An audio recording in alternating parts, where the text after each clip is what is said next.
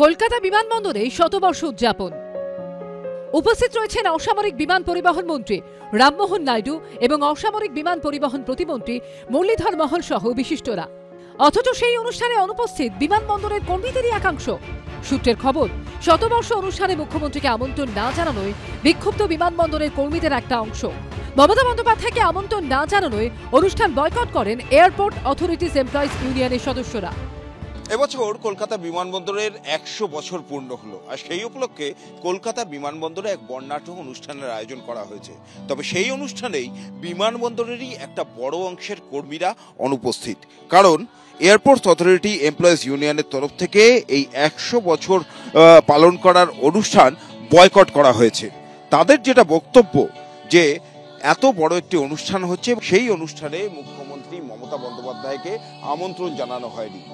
কলকাতা এয়ারপোর্টের 100 বছর পূর্ণ হলো এবং এয়ারপোর্টস অথরিটি সেটা সেলিব্রেট করছে, কিন্তু এয়ারপোর্টস অথরিটি এটাতে রাজনৈতিক রং লাগিয়ে দিয়েছে। কারণ এয়ারপোর্টস অথরিটি যে কলকাতা পশ্চিমবঙ্গের বুকে যে এয়ারপোর্ট, সেই পশ্চিমবঙ্গ সরকারের সঙ্গে কোনো রকম আলোচনা করেনি। এটা ইচ্ছাকৃতভাবেই ডাকা হয়নি। যে মুখ্যমন্ত্রী একটা রাজ্যের প্রশাসনিক দায়িত্বে আছে, তাকে অবশ্যই ডাকা উচিত ছিল। আজকে যদি উত্তরপ্রদেশে এই এয়ারপোর্টের যদি 100 বছর পূর্ণ হতো, তাহলে এয়ারপোর্টস অথরিটিকে উত্তরপ্রদেশের মুখ্যমন্ত্রীকে ডাকতেন না। শুধু বয়কট নয়, এরপর আলাদা করে শতবর্ষ অনুষ্ঠান করার কথাও ঘোষণা করেন ইউনিয়নের সম্পাদক। মিটিং করে আমরা ম্যানেজমেন্টের সঙ্গে কথা বলেছি, এই বিষয়ে সামনাসামনি আলোচনা করে প্রতিবাদ জানিয়েছি এবং আমরা সিদ্ধান্ত নিয়েছি যে আমরা ইউনিয়নের পক্ষ থেকে এখানে 100 বছর পূর্তি আমরা অনুষ্ঠিত করব। আমরা সমস্ত অংশের মানুষকে সেখানে সম্মিলিত করে আমরা এই উৎসব পালন করব। একদিকে যখন মুখ্যমন্ত্রীকে আমন্ত্রণ না জানানোয় অনুষ্ঠান বয়কট করল এয়ারপোর্ট অথরিটিজ এমপ্লয়িজ ইউনিয়ন, তখন সেই অনুষ্ঠান মঞ্চেই দেখা গেল তৃণমূল সাংসদ সৌগত রায়কে।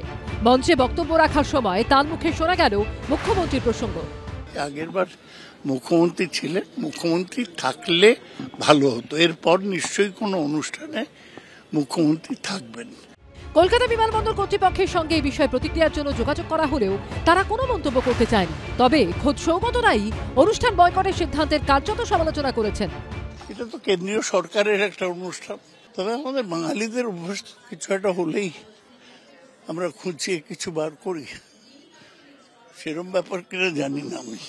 বরং দোষটা না দেখে বড় যে অনুষ্ঠান হচ্ছে সেটা দেখুন।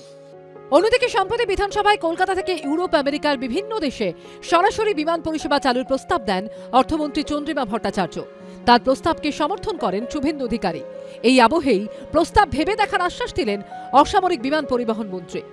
Here also a lot of people have requested that more connectivity should be there, and I also totally agree, because Kolkata is a very important city in the country. So in that sense we will talk with the airlines, we will pursue with them so that the connectivity from Kolkata improves. As a minister I'll try my best to improve. কোন রুটে বিমান চালানো হবে সেই সিদ্ধান্ত মূলত যাত্রী সংখ্যার উপর নির্ভর করে নেয় বিমান পরিবহন সংস্থাগুলি। ব্রতদীপ ভট্টাচার্য রিপোর্ট, এবিপি আনন্দ, কলকাতা।